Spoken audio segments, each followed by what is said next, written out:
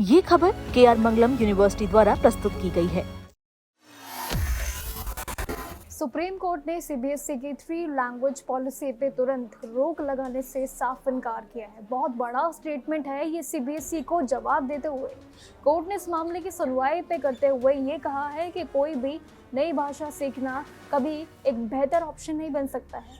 इस पूरे सर्कुलर पे अभी कोई भी स्टे नहीं लगाया जा सकता है। इस नए नियम के खिलाफ कोर्ट ने कई याचिका दायर भी की है, यानी कि पिटीशन जो आपकी भाषा में कहते हैं। लेकिन इस पे सुनवाई अब जरूर कोर्ट ने अब अगली तारीख के लिए भी टाल दी है, 22 जुलाई के लिए। पहले नियम के मुताबिक स्टूडेंट्स क्लास 5th में जो भी जिस तीसरी लैंग्वेज पे लगातार जो पढ़ते आ रहे थे, अब उन्हें आगे भी वही कंटिन्यू रखने की सबसे बड़ी जिम्मेदारी आज़ादी थी।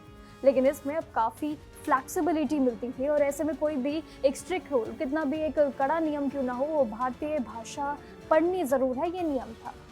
लेकिन इसी वजह से अब सभी बच्चे अपनी पसंद के हिसाब से संस्कृत हो या फिर दूसरी कोई भी बाहर की विदेशी भाषा हो, उसको बिना किसी दबाव के ज़रूर पढ़ते थे।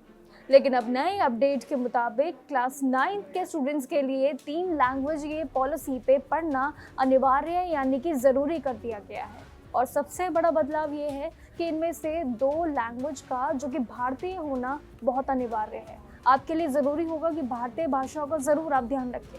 और इसी वजह से अब स्टूडेंट्स को उन लैंग्वेज को छोड़ने पे ज़रूर एक सबसे बड़ी परेशानी हो रही है।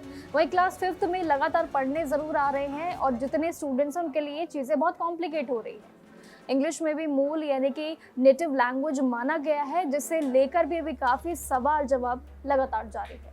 कोर्ट में सुनवाई के दौरान अब याचिका को वकील के तर्क में जरूर सीबीएसई के पास एक ऐसी एकेडमिक पॉलिसी बनाने की एक कानूनी आधार पे नहीं की है, यानी कि सीबीएसई को टारगेट किया जा रहा है कहीं ना कहीं, ऐसा सभी को लग रहा है। कोर्ट ने सुनवाई के दौरान याचिका के वकील ने तर्क दिया है कि सीबीएसई के पास ऐसी एकेडमिक पॉलिसी बनाने का कोई कानूनी अधिकार ही नहीं है जो अब तक था। ये काम सिर्फ एनसीईआरटी का है, वही तय करेगा। उन्होंने ये भी चिंता जताई है कि स्कूल्स में मूल लैंग्वेज का और पढ़ने के लिए जो ना तो टीचर्स हैं और ना ही बुक्स अवेलेबल है, तो आखिर पढ़ाई कैसे कंटिन्यू है। इस पर कोर्ट ने टिप्पणी भी जरूर दी है। हमारी सुविधा का एक लक्ष्य भारतीय भाषाओं का बदलाव देना भी एक सबसे बड़ी चुनौती है और शायद इसीलिए इस पॉलिसी का मकसद भी समझना बहुत ज़रूरी है समय रहते। लेकिन अब इस पे आगे की चर्चा भी अगली सुनवाई पे जरूर टिकी रहेगी, जो कि 22 जुलाई के लिए एक बार फिर से ये बात को टाल दिया गया है सुप्रीम कोर्ट ने। अभी देखना बाकी होगा कि आखिर 22 जुलाई को एक बार फिर से सीबीएसई पे क्या नीति बनती है, सीबीएसई पे एक बार क्या बड़ा वो फैसला होता है जो सभी पेरेंट्स के लिए, सभी स्टूडेंट्स के लिए एक बड़ा रिलीफ कहीं ना कहीं शायद लेके आए। ये देखना बाकी होगा कि वो 22 जुलाई को जो भी नियम आएगा, 22 जुलाई को जो भी स्टेटमेंट आएगा सुप्रीम कोर्ट की तरफ से, क्या वो एक बड़ा रिलीफ होगा या क्या आप सभी के लिए एक चुनौती आएगी। लेकिन अभी के लिए सीबीएसई को जो बड़ी चुनौती दी गई है कि यह अधिकार उनका नहीं है और ये सभी चीज़ें एनसीईआरटी ही तय करेगा। देखना बाकी होगा क्योंकि 3rd लैंग्वेज का जितना भी एक पूरा कॉम्प्लिकेशन है, ये नहीं लगता है कि आगे तक कंटिन्यू होगा।